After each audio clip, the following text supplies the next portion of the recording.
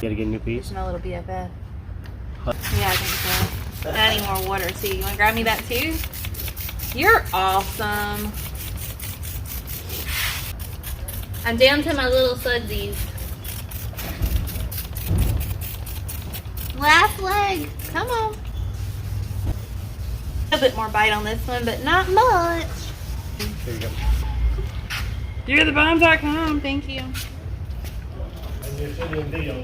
Oh, hi folks. So, it was yesterday, right? Day before yesterday. All my days are running together. Day before yesterday, we painted and cleared this. So we had a little bit of orange peel that I'm just going through now and lightly sanding out.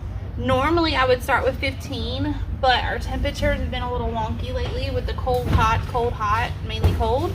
So to be a little careful so I don't remove too much, I'm starting with 2000. I'm gonna work out a majority, about 90% of the orange peel, and then I'll move to 3000 to get the rest of it, and then clean up my sanding marks from the tube. In my little bottle here, instead of just doing straight water, we do a little bit of soap. It just kind of helps the sandpaper glide across the surface a little bit better. It actually saves your sandpaper, and kind of helps where you don't have those dig-in marks.